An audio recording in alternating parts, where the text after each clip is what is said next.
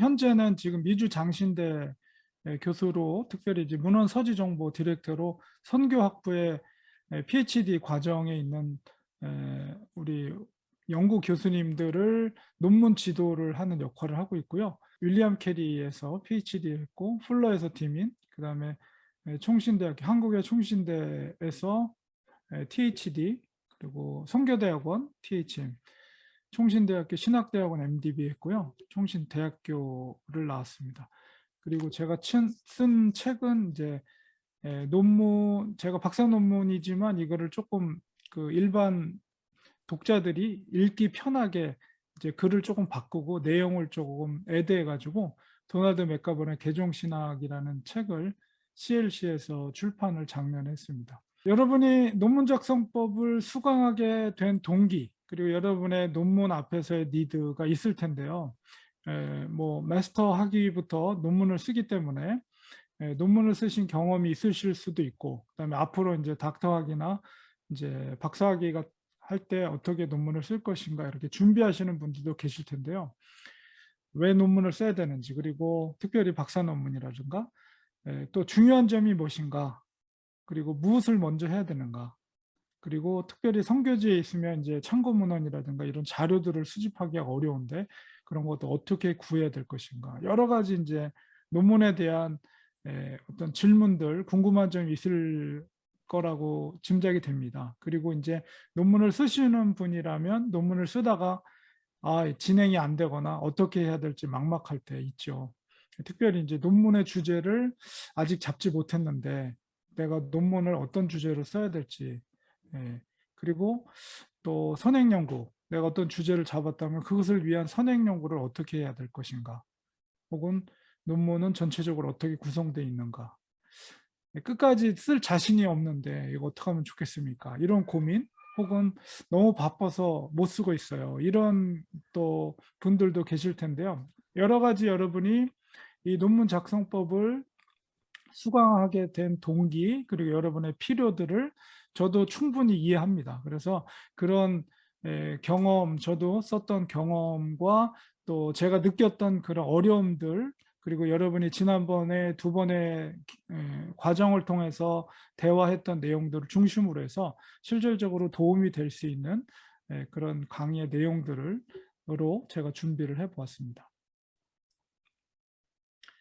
자, 그러면 논문을 쓰는 데 있어서 동력이 될 수 있는 것, 끝까지 마치기 위해서는 중요한 것이 우리의 마음가짐이에요. 그러니까 논문을, 물론 학위 과정 가운데 있으면 당연히 논문을 써야 되겠죠. 그런데 그게 우리가 어떤 마음을 가지냐에 따라서 그게 큰 힘이 될 수가 있거든요. 그래서 제가 항상 제일 먼저 주장하는 그 논문의 마음가짐 첫 번째는 논문은 선교다입니다. 논문은 선교다라는 이 문장은 짧잖아요. 이거를 마음판에 딱 새기기 바랍니다. 논문은 선교다. 그러니까 우리가 일반적으로 논문을 쓸 때 생각하면 논문이나 어떤 공부하는 과정들 보면 사역이나 선교 사역하면 교회 사역을 하다 보면 뭐 박사학위, 무슨 석사학위, 이 학위가 뭐가 중요하냐 이렇게 생각하면서 내가 당장 현장에서 사역하고 있는데 사역이 중요하지 이렇게 생각하고, 뭐 박사학위 이런 거는 플러스 알파, 뭐 조금 여유가 있으면 하는 거고 못하면 할 수 없는 거고 이렇게 생각할 수 있는데요. 이것도 논문도 선교라는 마음을 가지시기 바랍니다. 그 이유는 뭐냐면 논문을 우리가 앞에 섰을 때 이것도 하나님께서 나에게 요구하시는 열매 중에 하나라는 생각이요. 일종의 사명감을 가지십시오. 그러니까 우리가 목회나 아니면 선교사로서 그 사역을 감당할 때 어려운 일을 만나면 정말 일반 사람들 같으면 다 포기하고 싶을 때 왜 그것을 견디고 할 수 있는 그 힘이 어디서 나오죠? 그건 하나님의 사명 혹은 하나님의 소명이잖아요. 하나님께서 나를 부르셨다, 하나님께서 나에게 맡기셨다라는 그 확신과 믿음이 그 어려운 상황 속에 있을 때 그것을 밀고 나갈 수 있는 힘이 되는 것이죠. 그래서 우리 선교사나 목회자나 하나님의 콜링, 소명과 또한 하나님의 사명, 하나님이 보내셨다, 나는 그것이 가장 중요하잖아요.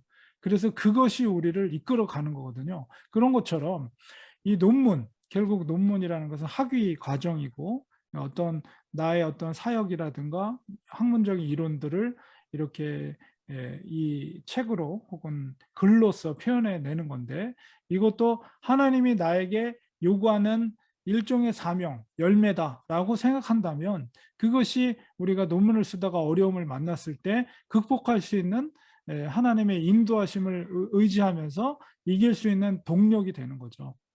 그리고 실질적으로 여러분이 이 논문을 쓰게 되면 여러분의 사역의 하나의 확장될 수 있는 디딤돌이 될 수가 있어요. 그러니까 우리가 하나님이 우리를 학문적인 과정 속에 놓게 하시는 것은 우리가 열정으로만 사역해서는 절대 안 돼요. 열정과 함께 훈련이 없다면 준비될 수가 없어요.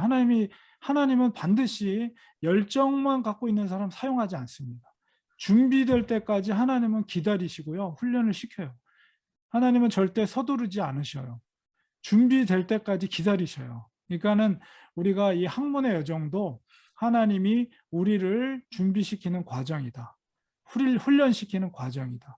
그렇게 훈련시키실 때에 준비되면 하나님이 정말 귀하게 사용하십니다. 그렇기 때문에 이 학위라는 학위 과정, 학위를 통해서 우리가 박사라든가 뭐 석사 이런 학위를 받게 되면 그것이 본인뿐만 아니라 다른 사람에게도 선교적인 확장을 위한 디딤돌이 될 수가 있다는 거예요.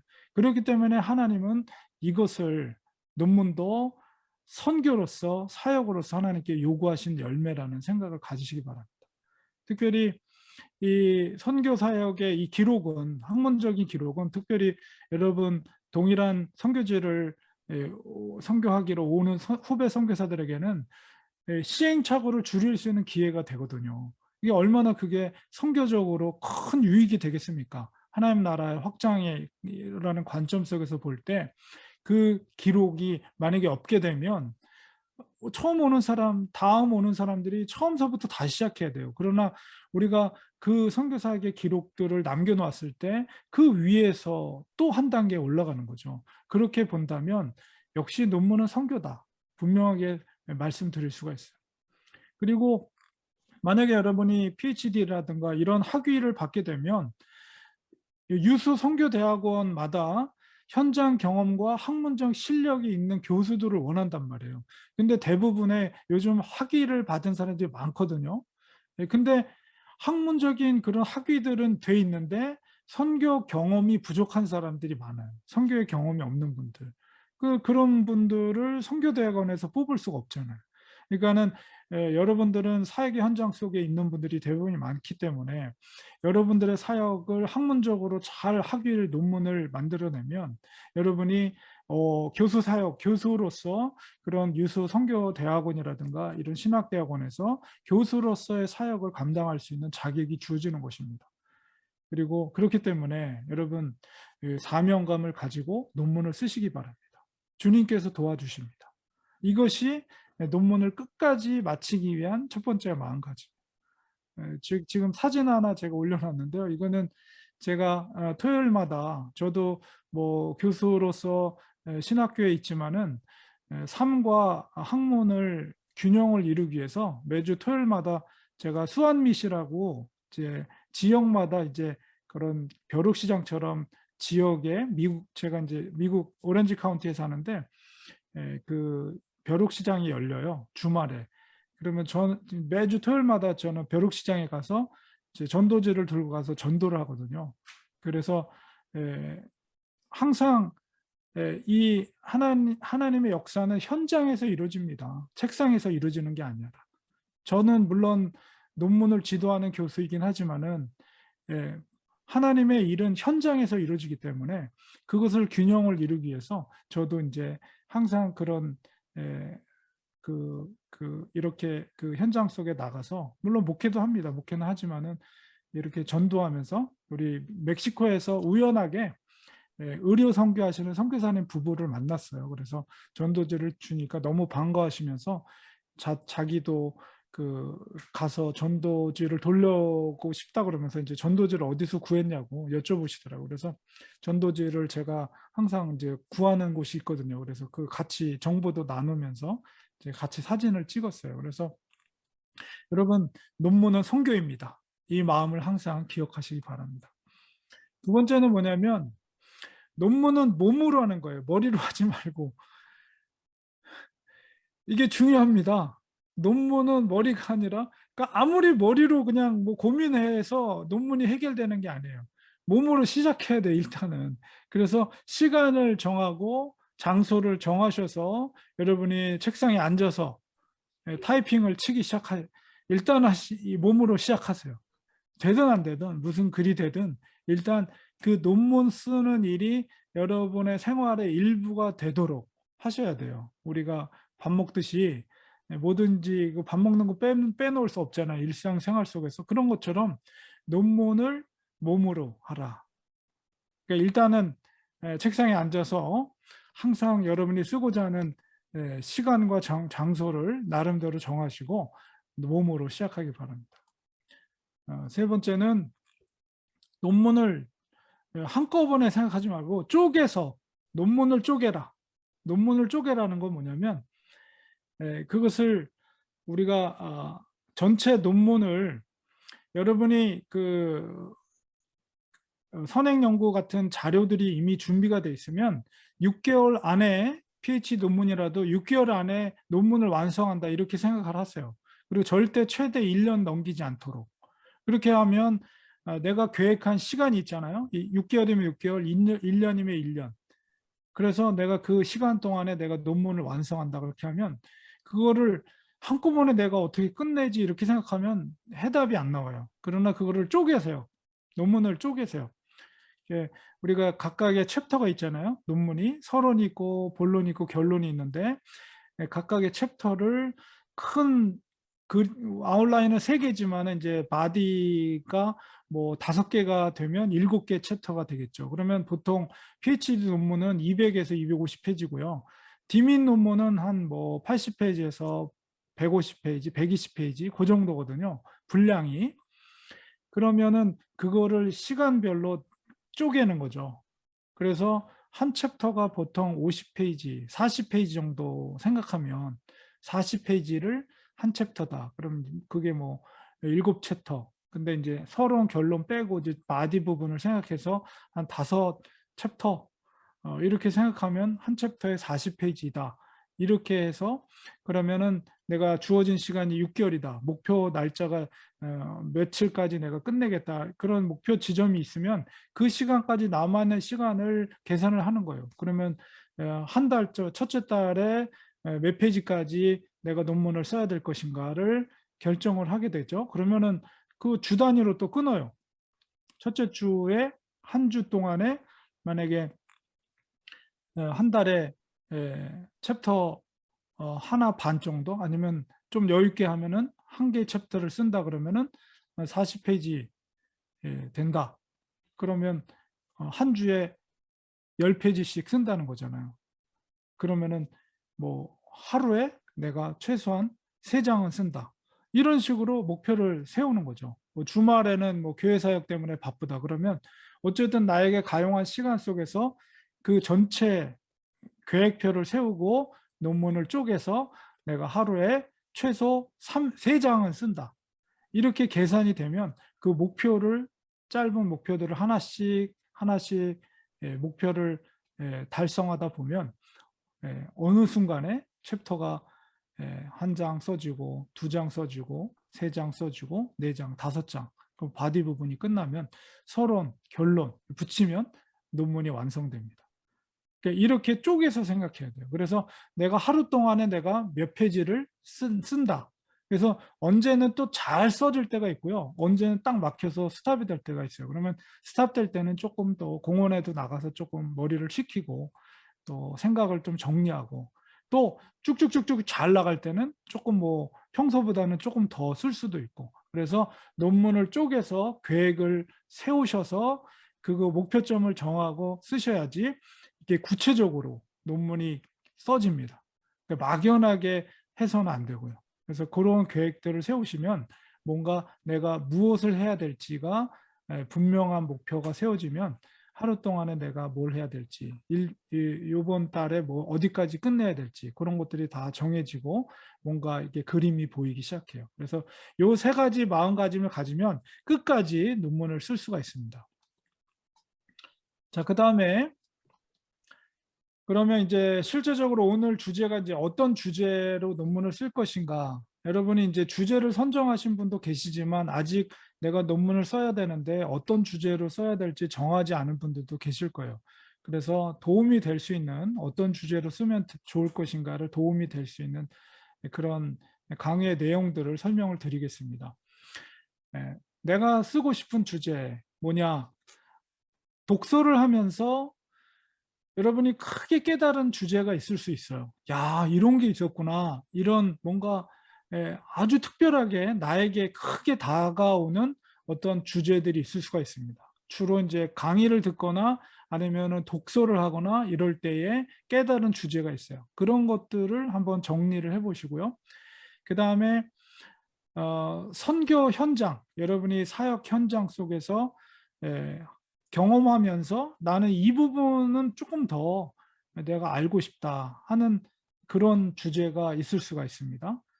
혹은 내가 뭔가 사역을 하면서 혹은 공부를 하면서 발견한 것을 이거는 나만 알기는 아깝다. 꼭 다른 사람에게 이것은 꼭 알리고 싶다. 이런 주제들도 있을 수가 있어요. 그런 것들. 혹은 현장 속에서 어떤 가설을 발견해요. 그러니까 처음에는 어떤 이론을 가지고 내가 사역을 할 건 아닌데 현장 속에서 내가 여러 가지 반복하다 보니까 뭔가 어떤 가설을 발견하게 돼요. 어떻게 했더니 이런 결과가 나왔다. 오, 이것 봐라. 그러면서 이걸 조금 더 이론적으로 검증을 해보고 싶다. 이런 주제가 있을 수 있거든요. 이거는 이제 사역 속에서 이제 내가 깨달은 어떤 그런 것들. 혹은 내가 그냥 꼭 해보고 싶은 요 주제만큼 내가 공부하고 싶어. 더 깊이 있게, 더 넓게 깊이 있게 공부하고 싶어. 이런 주제가 있을 수도 있고요. 그 다음에 내가 살아오면서 내가 경험한 가장 잘 알고 있는 주제. 이런 것들도 내가 논문의 주제로 쓸 수가 있죠. 그러니까 이런 여러 가지 다양한 어떤 원인들에 의해서 내가 공부하고 싶은 주제들 중에서 내가 선정을 하는 거죠.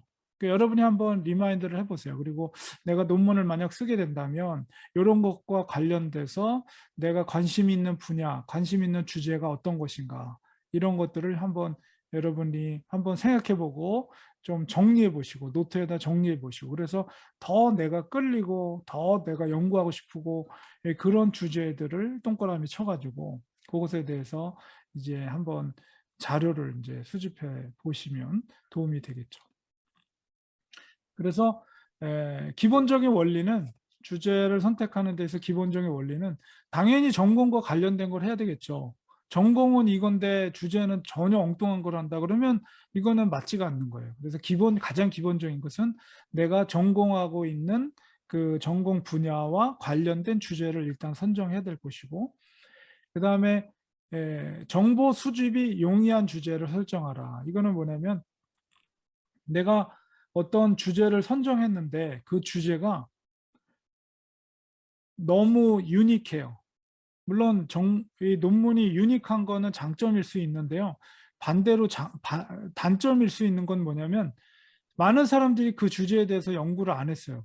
그러면은 그 주제에 대한 정보가 많지가 않죠. 그러면 논문 쓰기가 너무 힘들어요. 그러니까는 어느 정도 유니크한 것도 중요하지만은 더 중요한 것은 내가 그 주제에 대해서 뭐 RISS에서 그 키워드를 검색했을 때 그래도 한 뭐 30개 이상 되는 논문이 있다. 그 주제에 관련돼서. 그렇게 되면 그래도 최대 한 50개에서 100개 이상 되는 그런 논문의 어떤 키워드가 있다. 논문들이 있다. 그러면 그 주제는 그래도 정보 수입이 용이한 거죠. 그러니까 많은 사람들이 그 주제에 대해서 논문을 많이 썼다는 것은 그만큼 사람들이 관심이 많다는 거예요.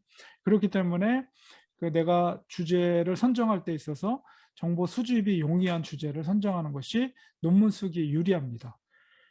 그리고 또 좋은 논문의 주제는 현재 이슈되고 있는 그런 주제가 있죠. 시대적으로나 상황적으로나 뭐 여러분이 RISS에서 검색하면 우리 뭐 신학교나 선교학부뿐만 아니라 일반 학부 중에서 전체를 통합해서 가장 많은 쓰여진 주제가 코로나 관련된 주제입니다. 그러니까 시대와 현재 이슈가 되는 주제를 고려해서 우리가 주제를 선정하는 것도 뭐 좋은 논문의 주제라고 할 수가 있어요.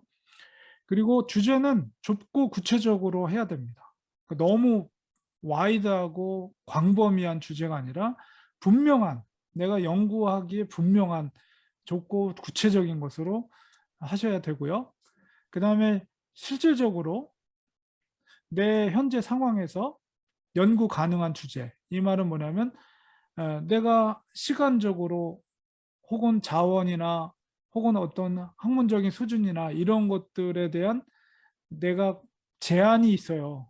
무한정으로 나에게 시간이나 자원이나 그런 것들이 주어진 것이 아니고 분명한 제한이 있어요. 그죠? 그것을 벗어난 연구를 해서는 안 되겠죠. 그래서 실질적으로 내가 지금 가용한 시간, 뭐 선교사역, 교회사역, 아니면 가정을 돌보는 일, 이런 것들을 고려할 때 나에게 주어진 시간이, 공부할 수 있는 시간, 논문을 쓸 수 있는 시간이 제한돼 있단 말이에요.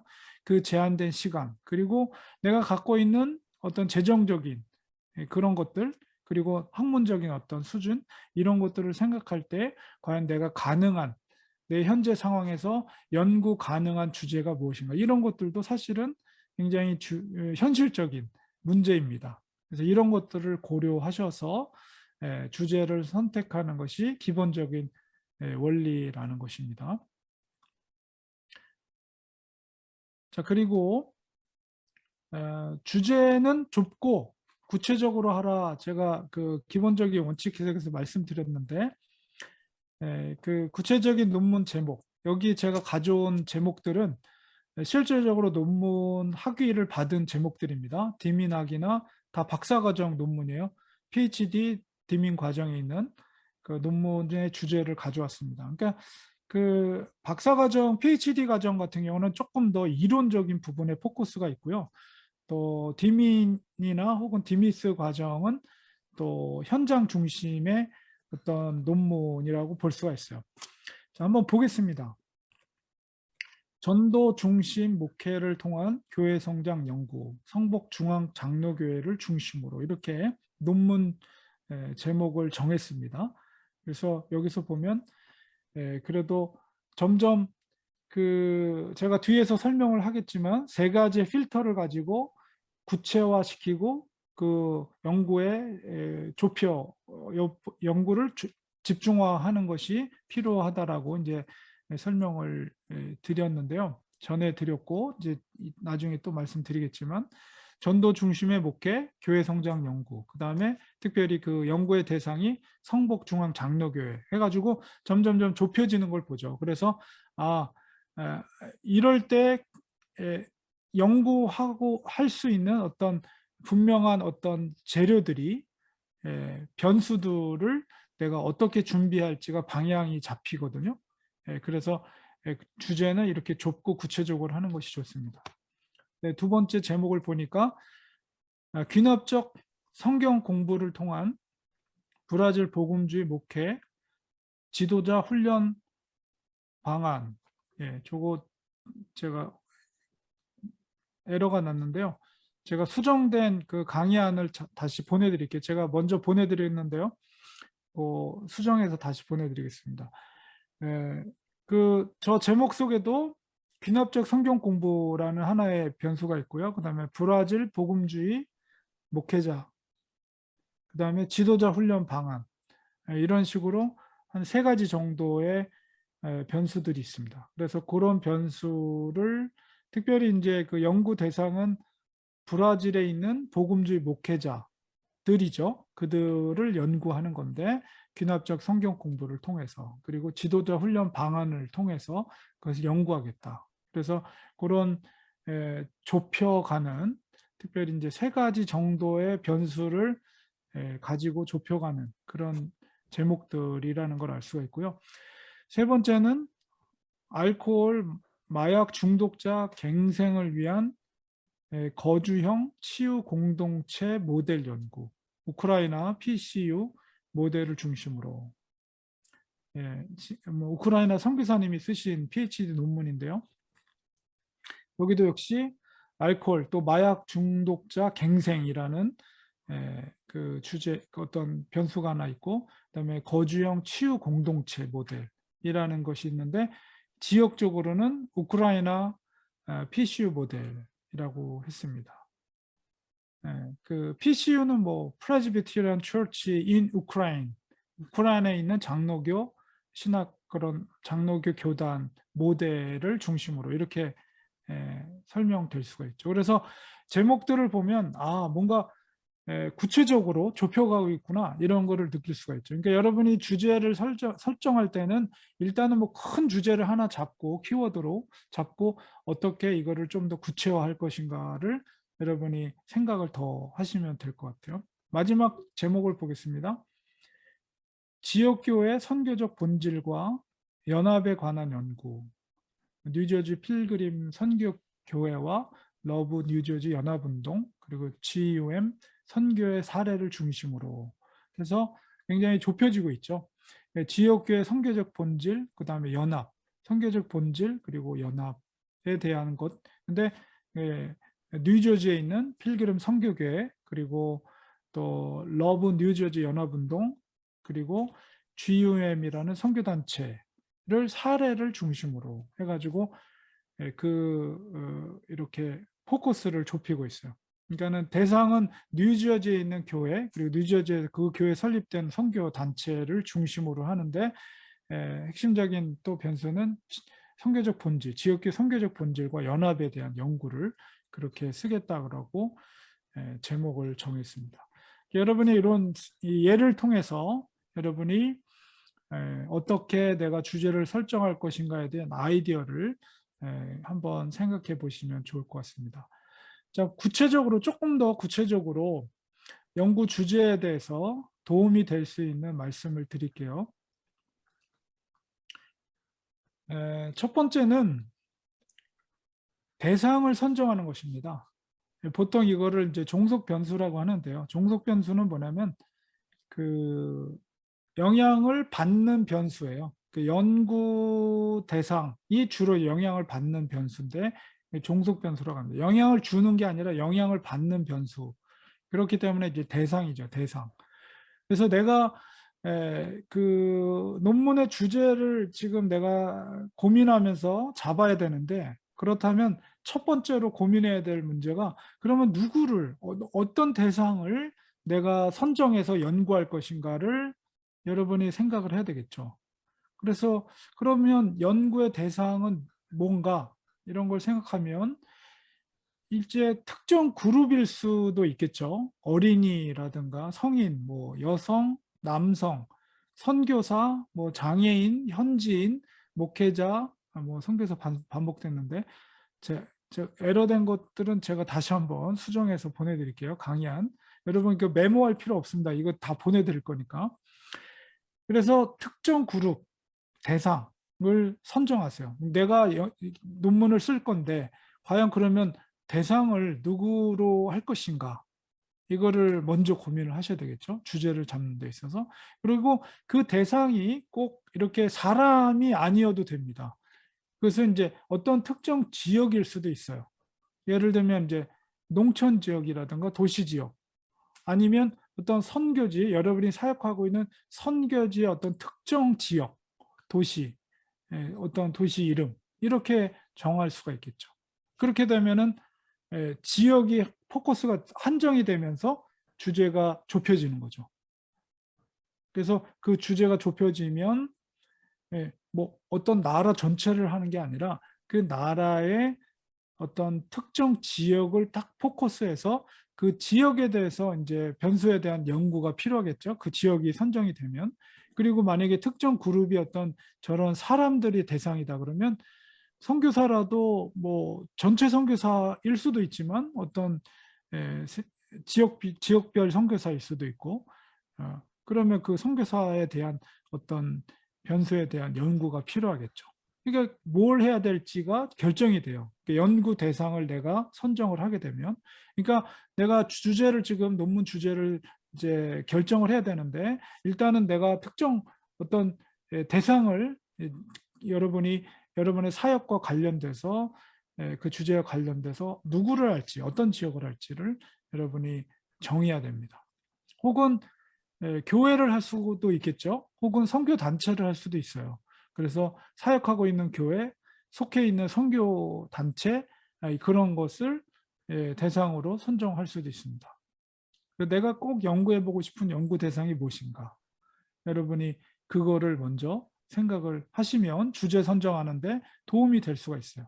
예를 들면 뭐 캄보디아 프놈펜 지역에 있는 어린이를 대상, 어린이 뭐 전도, 어린이를 위해서, 어린이 전도를 위해서, 혹은 뭐 지역을 선정한다면 뭐 이집트 아수안 지역을 중심으로 이런 식으로 뭔가 연구의 대상을 먼저 선정하면 여러분이 주제를 선정하는 데 있어서 도움이 될 것입니다.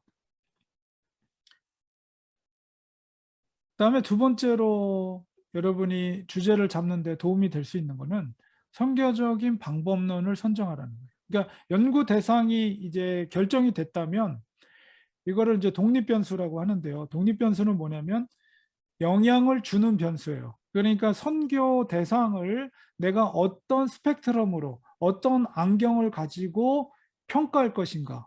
그러니까 평가한다는 것은 그 연구 대상을 그런 관점으로 내가 연구를 하겠다는 거잖아요.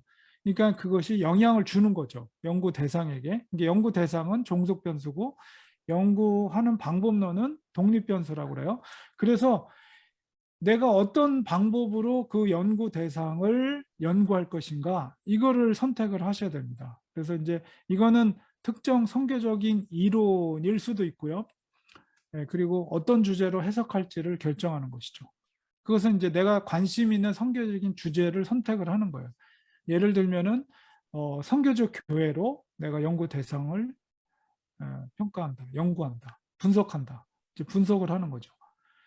연구 대상을 어떤 관점으로 분석하냐에 따라서 연구 결과는 다 다르게 나올 수가 있잖아요. 그래서 여러분이 어떤 관심을 갖고 있는 그런 방법론을 가지고 그것을 분석하고 결론을 냈느냐 그래서 따라서 연구의 방향은 달라지는 거죠. 그래서 복음 전도 전략 혹은 치유 상담, 선교사 훈련 혹은 교회 성장 방안 혹은 가정교회 혹은 설교를 분석하는 것, 아니면 위기 관리, 아니면 리더십에 대한 연구, 혹은 교회 개척, 부흥 전략, 혹은 은사 개발, 다양합니다. 선교적인 어떤 이론들은 다양하고요. 여러분이 평소에 관심을 갖고 있는 그런 방법론을 그 연구 대상을 그런 스펙트럼으로 분석해내고 그 연구 결과물을 이끌어내는 것이죠. 그러니까 이렇게 접근을 하는 거예요. 좁혀가면서 여러분의 주제를 설정해 나가는 거예요. 그 다음에는 제가 세 가지 필터라고 그랬잖아요. 그 논문 그거 두 가지로는 좀 부족하고요. 조금 더 좁혀가려면 한 가지 더 필터, 그 매개 변수라고 그러는데 그 영향을 주는데 어떤 변수를 조금 더 좁혀서 영향을 하나를 더 이렇게 매개 변수로 중간에 줘서 조금 더 구체화 시키는 거죠.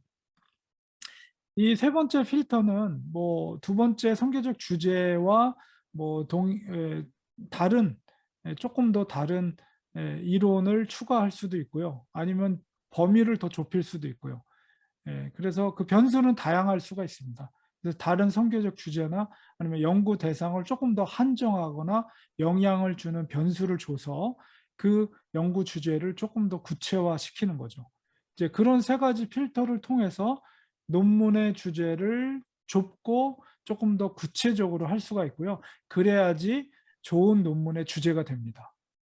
그리고 좋은 논문의 주제라는 것은 그만큼 연구할 수 있는 분명한 방향성이 그 주제, 제목을 통해서 나타난다는 거예요. 그 주제만 그렇게 잘 잡혀 있으면 내가 어떻게 이 논문을 이끌어 갈지가 이제 그 논문 제목만 보아도 이제 이렇게 짐작이 되고요. 또 기대가 돼요.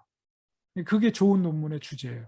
그러니까 여러분이 그러니까 좋은 논문의 주제를 잡을 때 논문을 잘 쓸 수가 있어요. 그래서 제가 이렇게 구체적으로 제시한 방법들을 여러분이 그 논문의 주제로 이런 방법을 통해서 좋은 주제를 선정하시면 좋을 것 같습니다. 자, 그래서 한번 그 실질적으로 논문을 썼던 제목들을 한번 보면서 이 세 가지를 다시 한번 생각해 보셨으면 좋겠습니다. 연구 대상이 누구인가? 제가 또 그 논문을 학위를 받았던 거를 제가 가져왔는데요. 어, 에, 첫 번째는 영적 능력을 통한 전도에 관한 연구 이렇게 됐고요. 부제목이 크라이스트 위트니스 미션을 중심으로 아마 선교 단체인 것 같아요. CWM.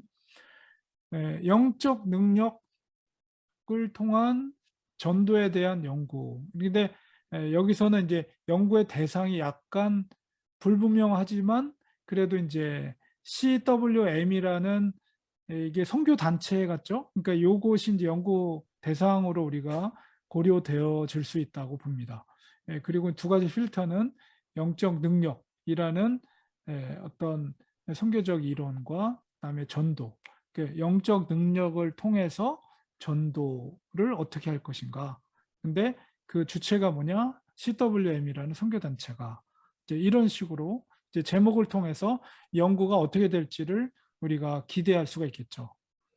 그래서 우리가 여러분이 논문을 키워드에서 이제 RISS 같은 데서 검색을 하게 되면 제일 먼저 그 논문이 어떤 논문인가를 이해하는데 제목이 가장 중요하죠. 제목을 통해서 우리가 어떤 논문인지를 찾아내고 그다음에 이제 개요를 읽고 그다음에 목차를 읽고 이렇게 하면은 그 논문이 어떻게 흐르고 있는지를 금방 파악할 수가 있어요.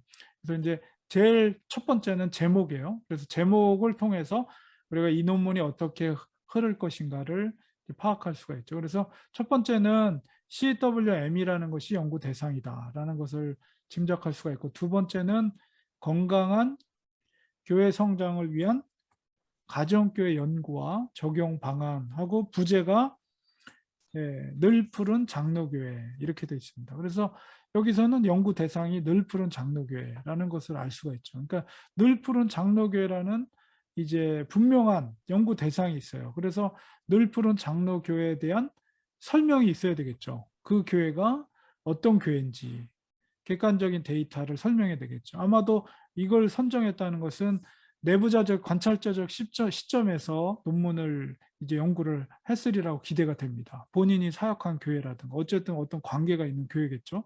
그래서 거기서 내부자적인 관찰 속에서 오리지널 소스를 정보를 수집해서 늘 푸른 교회가 어떤 교회인지를 설명해내는 부분이 분명히 그 논문 속에 있어야 될 거예요. 그래서 그 교회를 설명하는데 이 교회가 목표점은 건강한 교회 성장이에요.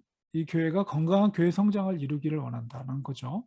이건 아마도 디민 논문일 것 같아요. 그래서 그 건강한 교회 성장, 그 건강한 교회 성장에 대한 물론 연구도 있어야 되겠죠. 그런 정의도 있어야 될 것이고. 근데 어떤 그 스펙트럼을 가지고 성교적 이론을 가지고 분석해내냐라고 했을 때 가정교회라는 것, 가정교회와 그다음에 적용하는 방안을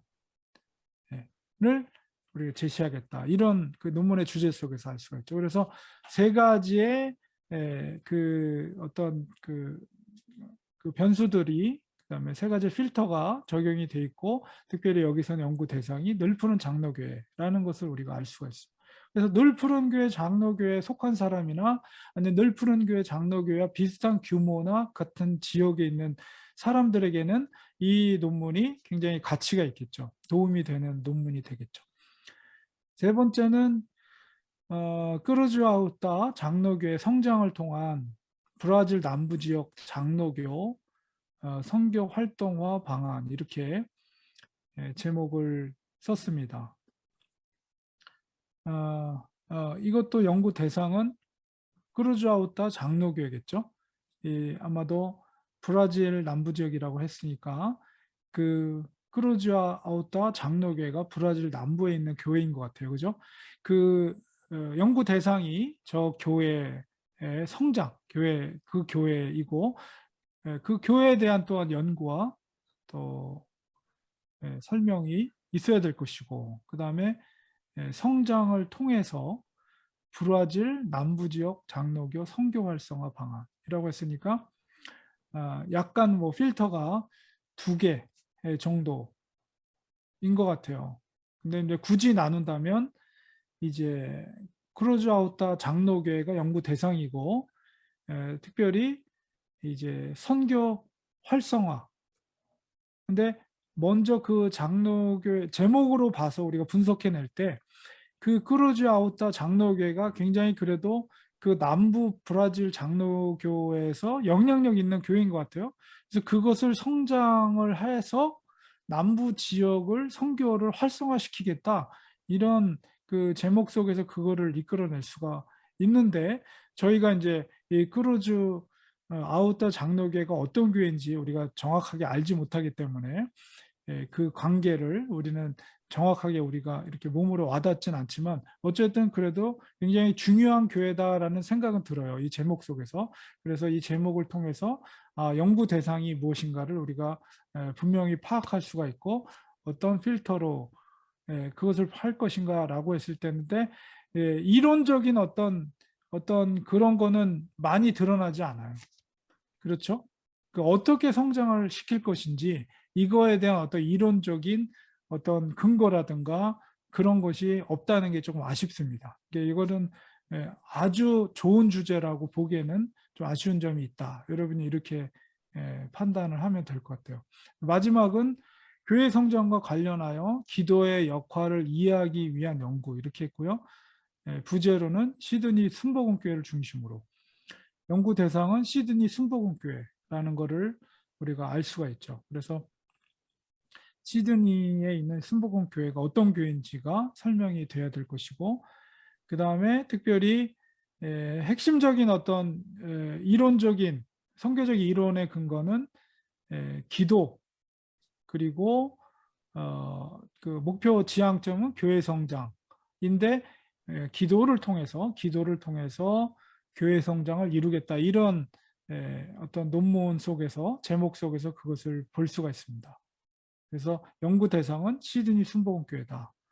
그리고 기도의 역할을 중시하면서 그것을 통해서 뭔가 교회 성장을 이끌려고 하는 그런 논문이다. 이렇게 우리가 짐작을 할 수가 있습니다. 그런데 이제 이론적으로 그냥 기도 하나만 이렇게 놓기에는 조금 이것도 좀 아쉬움이 있습니다. 어쨌든 3가지 필터가 다 이렇게 있는 것을 우리가 확인할 수가 있어요. 그래서 논문 제목을 여러분이 보시고 첫 번째로 연구 대상이 무엇인가, 이거를 한번 이렇게 제목을 읽으시면서 여러분이 그런 훈련들을 하시면 여러분이 그 논문의 주제를 설정하는 데서 굉장히 큰 도움이 될 것입니다. 그다음에 2번째는 주요 선교 이론이 무엇인가, 그 논문의 제목 속에서. 그래서 우리가 논문의 제목을 또 한번 보죠. 이거는 학위를 이미 받으신 제목들입니다. 첫 번째는 조용기 목사의 영적 리더십 연구 이렇게 돼 있고, 부제는 클린턴의 리더십 개발 이론 중심. 여기서 연구 대상은 조용기 목사님이죠. 근데 이제 주요 선교 이론은 클린턴의 리더십 개발 이론입니다. 그래서 로버트 클린턴 박사님이 플러에서 이제 교회 성장학이 저물면서 대두된 게 리더십 이론인데요.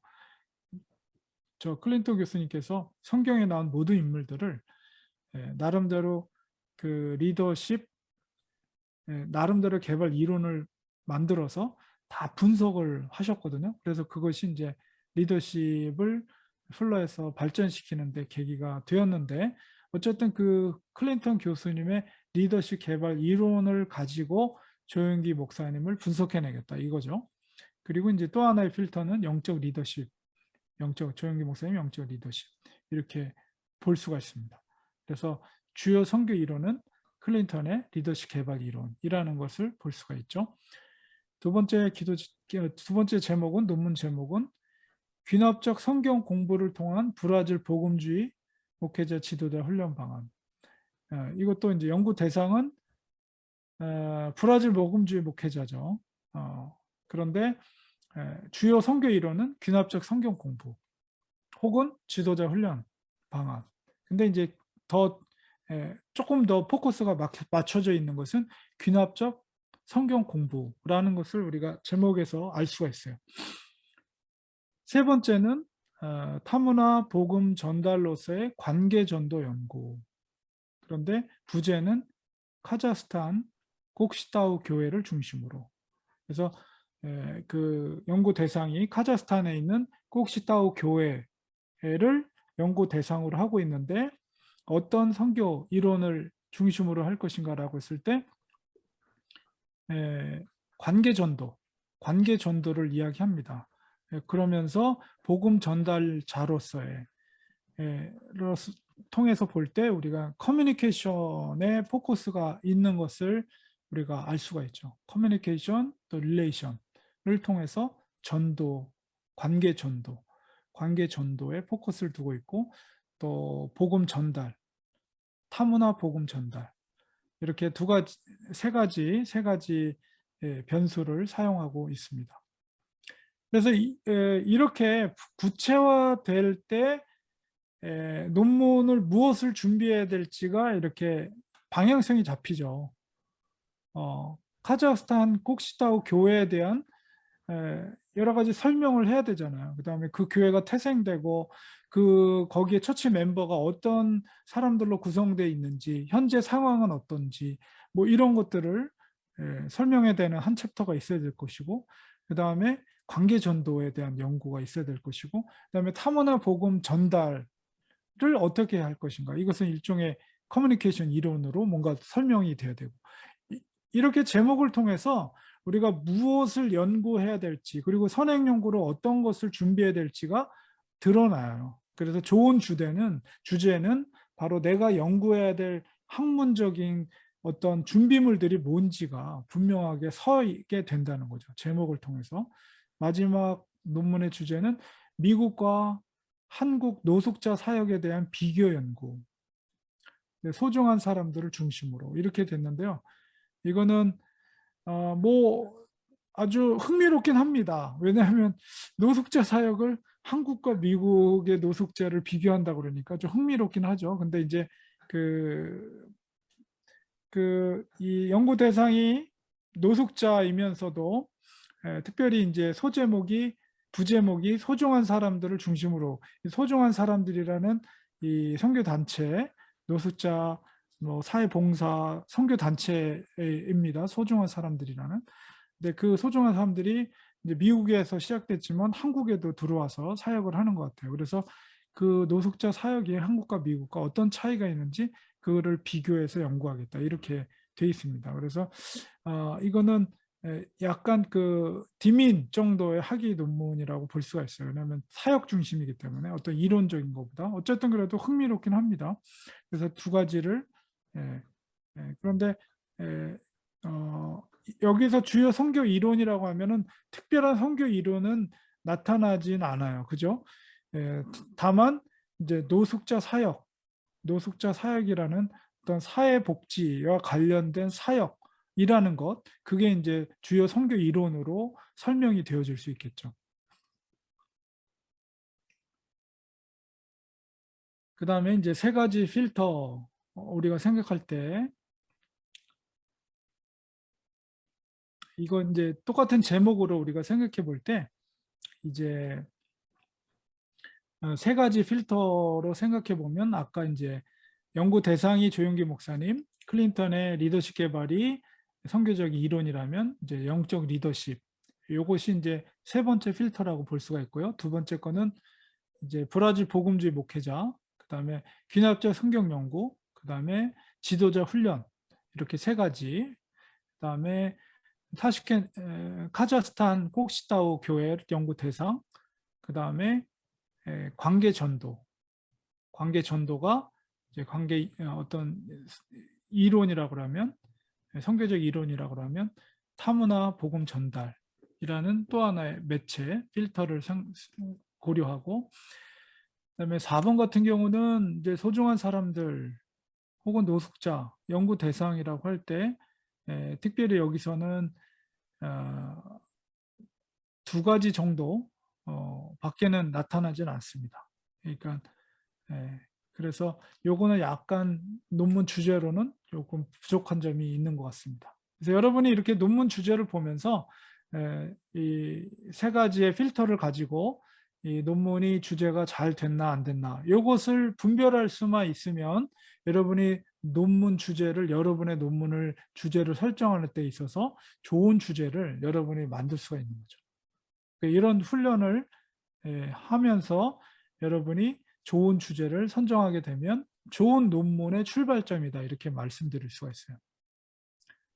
자, 그래서 이런 훈련을 위해서 도움이 될 수 있는 방법을 제가 제시를 해드리겠습니다. 두 가지 방법인데요. 첫 번째는 RISS에서 그 논문 주제에 대한 리스트를 엑셀로 내보낼 수가 있어요. 제가 이제 엔드노트에 대해서 설명을 드릴 때 엔드노트를 내보내는 방법을 설명해 드렸지만 엔드노트가 아니라 바로 엑셀 파일로도 내보낼 수가 있어요. 그래서 그 여러분이 쓰고자 하는 키워드로 검색을 하시면 논문이 검색이 되거든요. 그래서 그 검색된 논문의 리스트들을 그것을 정리를 하는 거죠. 그리고 논문 제목 혹은 뭐 기본적으로 간단하게 엑셀로 내보내기를 하면 이제 이렇게 이제 RIS에서 내보내기를 할 수가 있거든요. 그래서 이제 논문 제목, 그다음에 학교, 학위명 이런 것들이 기본적으로 엑셀로 나오는데 추가로 거기다 여러분이 연구 대상이라든가 이론적 배경, 그다음에 매개 변수 세 가지 필터 이렇게 위에다가 란을 만들어 놓고 그 제목을 보시고 그거를 한번 분석해 내세요. 그러면 그런 훈련을 통해서 여러분이 이 논문의 주제를 선정하는데 여러분의 실력이 이제 업그레이드 되는 것을 느낄 수가 있습니다. 그래서 요거를 한번 시연해 보이면 실질적으로 한번 보여드릴게요.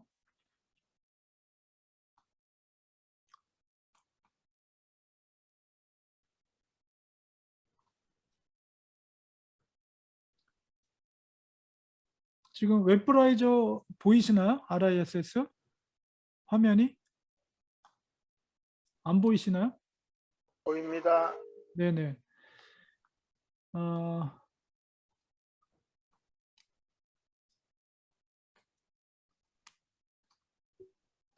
그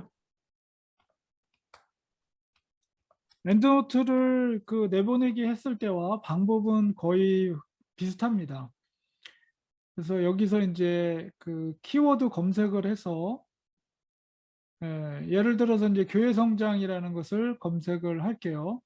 검색을 하면 이제 학위가 키워드 교회 성장이라는 것을 검색하니까 학위 논문이 7,107개가 나왔어요. 그래서 이거를 이제 박사 논문만 걸러내려면 플러스 버튼을 누르고 여기서 국내 박사가 1344개, 그다음에 해외 박사가 195편이 지금 RISS가 있습니다.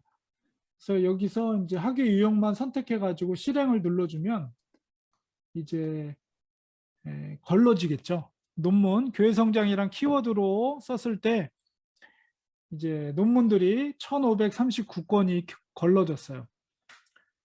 자, 그래서 지금 이제 10개씩만 출력이 돼서 이제 지금 앞에 보이는 건 10개만 나와 있지만 여기를 누르시면 20개, 뭐 30개, 100개까지 출력이 됩니다.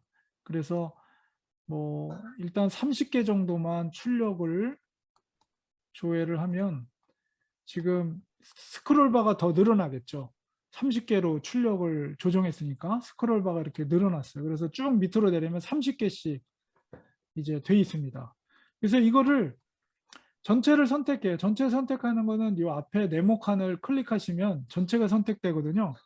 그러면 지금 1500개가 다 선택된 게 아니고 지금 앞에 출력된 30개가 지금 선택된 거예요.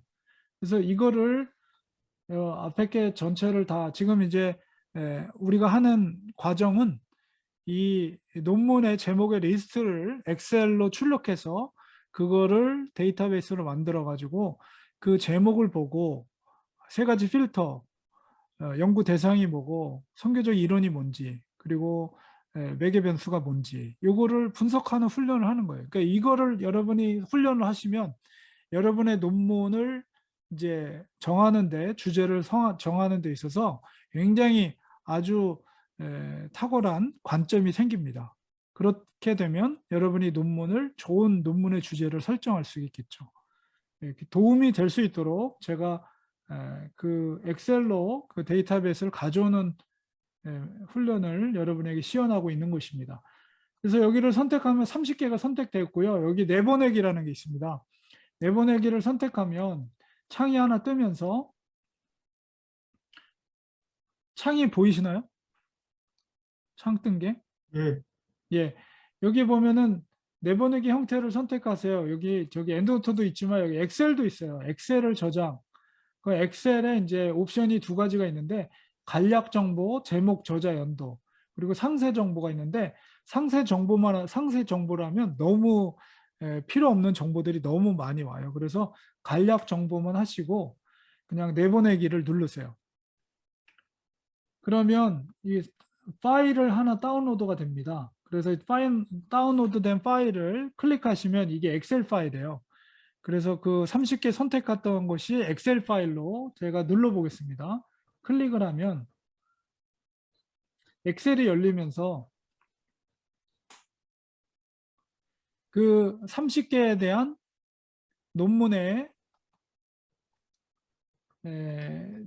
제목과 그 다음에 저자, 이렇게 제목, 저자, 그 다음에 학교, 출판일, 학위, 과정 이런 것들이 이제 다 나오죠. 그리고 이제 이 옆에다가 칸을 만들어 가지고 여러분이 뭐 연구 대상 이렇게 이제 만드는 거죠.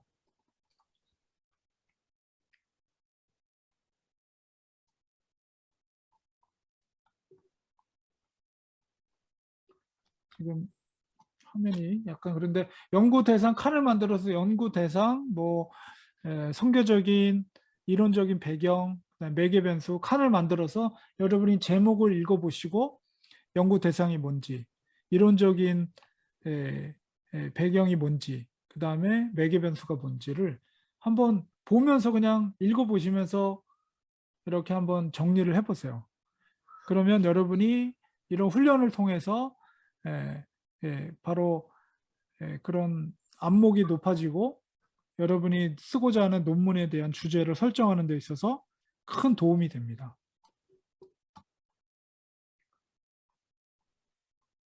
자, 그래서 다시 화면으로 돌아오겠습니다.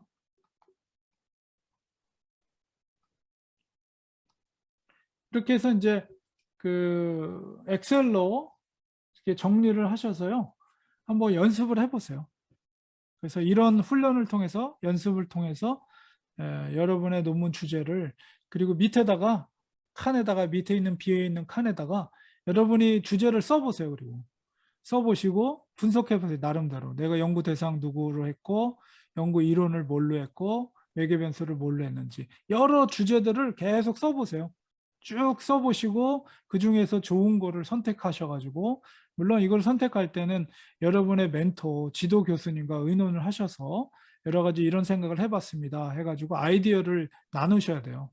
그래서 이제 항상 제가 멘토에 대해서 지난번 말씀드렸죠. 멘토는 학문적인 부모와 같은 역할을 하시는 분들이기 때문에 우리가 논문을 쓰는 모든 과정 속에서 항상 멘토와 교류를 하면서 아이디어를 나누면서 분명히 멘토 대신 지도 교수님이 학생에 대해서 모든 상황 속에서 가장 좋은 옵션이 뭔지를 제시해 주시거든요. 그래서 그런 의견들을 들으면서 또한 내가 좋은 주제를 설정하는 것들 아이디어를 계속 연습하면서 어떤 게 좋은 논문의 주제가 될 것인가를 이렇게 하시면 분명히 좋은 논문의 주제를 설정할 수가 있습니다. 그래서 이런 훈련들을 반복해 하시고요. 그 다음에 이제 이거는 엔드노트로 내보는 방법입니다. 엔드노트는 이거는 전에도 제가 말씀드린 것처럼 아까 동일한 방법을 통해서 RISS에서 선택한 논문을 가져올 때 서지 정보를 가져올 때 엑셀로 가져오는 게 아니라 엔드노트 5번째 있는 엔드노트를 선택하고 이제 내보내기 누르시면 이제 서지 정보가 엔드노트로 오게 되죠, 파일이. 그래서 그거를 클릭하시면은 바로 엔드노트로 이렇게 가져오게 됩니다. 그래서 엔드노트로 그 논문을 쭉 가져오게 되죠. 그리고 RISS의 좋은 점이 뭡니까? 풀 텍스트를 가져올 수가 있어요. 그래서 내가 키워드로 검색한 모든 논문의 원문을 다운로드 받으셔가지고 엔드노트에서 받아 내려온 서지 정보를 엔드노트를 모르신 처음 듣는 분들도 계실 텐데요. 요거는 엔드노트는 중요하기 때문에 제가 나중에 요 엔드노트만 다시 한번 설명을 드릴 거예요. 그러니까 지금은 엔드노트가 뭐지 이렇게 궁금해하시는 분들도 계시지만 이런 게 있구나 이렇게 이해하시면 좋을 것 같습니다. 그래서 엔드노트로 서지 정보를 논문의 자료들을 리스트를 가져와서 거기서 가능하시면 이 논문의 풀 텍스트 PDF를 다운로드 받아서 거기에 어태치를 시켜 놓으시면 여러분이 논문을 쓰실 때 실질적으로 도움이 될 수가 있습니다. 그래서 이런 방법을 통해서 여러분이 논문의 주제를 잡는 데 있어서 큰 도움이 되실 수가 있고요. 그리고 좋은 논문을 잡으실 수가 있습니다. 그래서 우리가 논문을 쓸 때 가장 중요한 것이 이 주제를 설정하는 것이기 때문에 처음서부터 출발을 잘하면 여러분이 무엇을 준비해야 될지 논문의 주제와 관련돼서 어떤 자료들을 준비해야 될지 이게 분명해져요. 그래서 그리고 어떻게 그것을 또 이렇게 연결해서 그 아이디어를 학문적으로 정리해낼 것인가에 대한 생각들도 떠오르고 그러니까 이런 방법들을 통해서 논문의 주제를 잘 설정하시면 좋겠습니다.